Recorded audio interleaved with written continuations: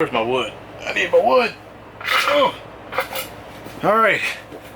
Safety first.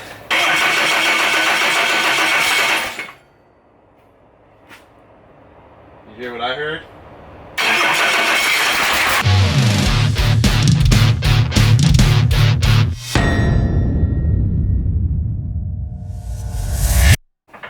Hello and welcome. So I have kind of a really cool thing that I wanted to just kind of go over with you, and that's actually a couple of things. One not so good and one really good. I'll start with the good news first. So we're almost at 500 subscribers. 500. And I wanted to do something special for that. So I'm going to get this out of the way first. I want to start up a giveaway, which I will announce later on in the week. So that way, you know, everybody's can be well aware and abreast of it. And then I'll show you where you can put your names and do all that fun stuff. But I've got a ton of work just to be able to do that. But I'm kind of a celebratory kind of person. If this was a benchmark that I was looking forward to, and I'm really excited to be able to do that, and it's because of you guys. So thank you. One of the other things I should mention is, yes, there will be a part 2 to the Force 40 motor. Can't speak today. And that project, I need to kind of bring down my list a little bit of the things that I have to do. There we go. Lighting gets kind of iffy sometimes. Clouds are going over and all that fun stuff. I will fix that later. One of the other things that ended up happening, hold on just a second. The sun's back there.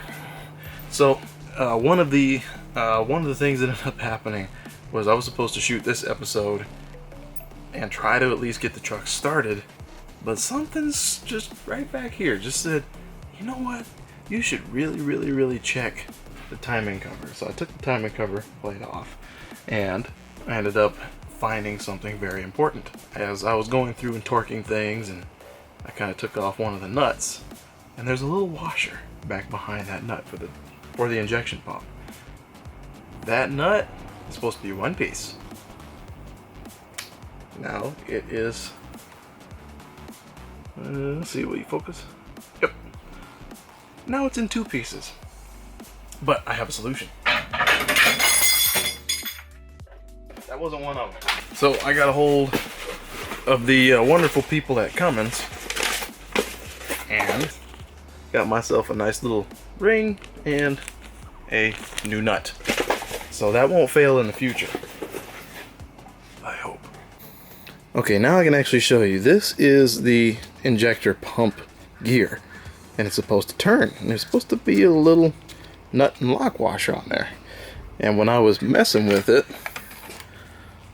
just think about this, right? It sits on there like this, and if it were to have come off, they could have come down here, slid in, came up in here, crunch, came down here, crunch. Yeah, so it's kind of a good thing that it failed. And I hate to say that, but it is what it is. So the new one will go on with the nut first into here, and then, or sorry, the washer first and then the nut. Let's do that. Alright, so it should be at 48 pounds per square, per foot pound, right? Well, that's 48. So let's hope that's nice and tight. Okay, so now I got the timing cover plate back on. I've got the seal back on, the gasket. I've got the belt on. I just cranked it over a few times, not with the battery or anything. That comes next. So that's going to be the challenge, is down here hooking up the positive to this side, which I think I'm just going to use jumper cables for now. Oopsie. Jumper cables for right now, and see what I can do to hook this up to like a 12 volt supply so it'll actually turn it. And I also, a couple things that I did forget to mention was the tube for the oil outlet for the turbo is totally brand new. Runs down into here, and then over on this side we've got our brand new kind of throwaway, what is it called? Micro guard. So that way we can, you know, get whatever junk and all that nonsense out of the motor. Hopefully it'll get caught in that guard. Got these guys cinched down nicely. Got everything pretty much put together to put in some D-Lo. And I love this stuff. I used it with the 6.9. It worked really, really well. So I think it'll work great for this too.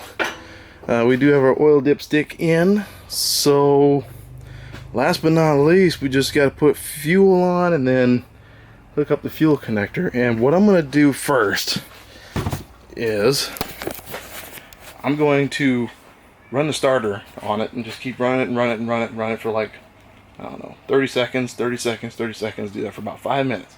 Make sure oil gets everywhere in here. And I'm going to check these guys. Probably not all of them. Just like this first one here. Let's take it off and look to see if it had oil in it. I have an oil pressure gauge that got a little ripped out when the guy replaced the motor.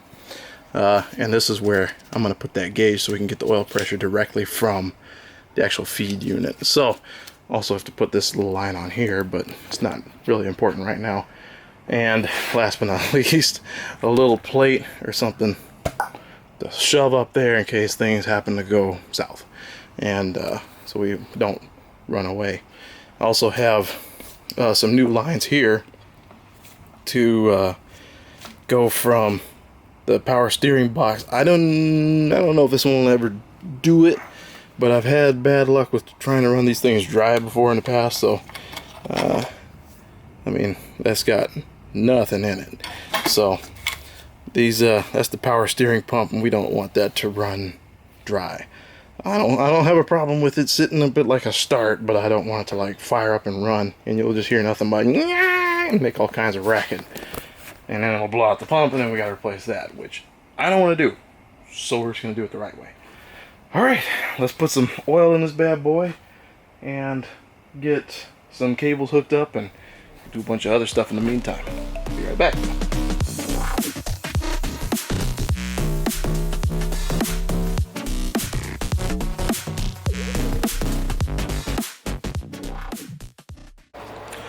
Okay, so it's been about a week now since I got the new fuel pump. It looks like now she's actually accepting fuel, which is really nice. Check this out. Got a new fuel pump back there. I had to order it. Here we go. Check it out. So what I'm going to do is keep pumping that until we fill up the filter and everything else. But if you notice, the fuel level is actually going down. Oop, I'm hearing something hiccup. Here we go. Look at that. So we're giving her a good prime. Oh boy, there we go. And that's just almost all the fuel gone out of it. Oh my goodness. Whew. So I imagine if we were to test out the Schrader valve now, it's like a workout in and of itself. Let's give this little Schrader valve a poke here. Ah, we got fuel. There we go. Well, we solved that issue. Now I need to hook up the chargers and the batteries and everything else, so everything will work just again. And I also have my little good luck charm. There he is. And let's see if this works out. But as a matter of fact, you know what I did just see now?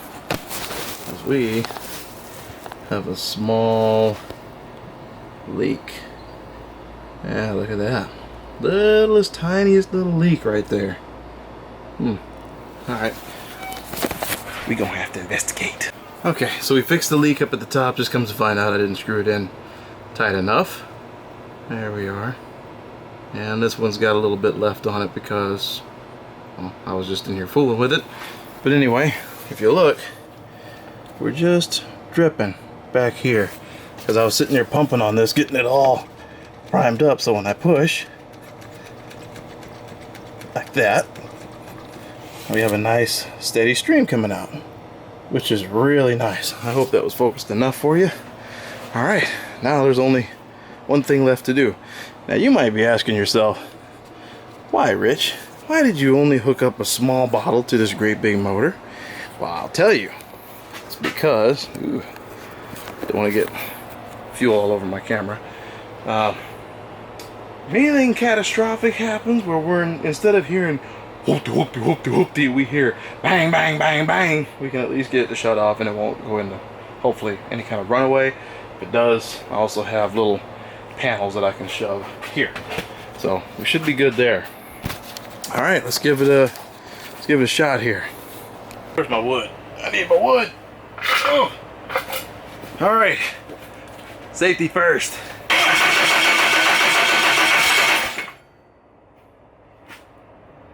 You hear what I heard?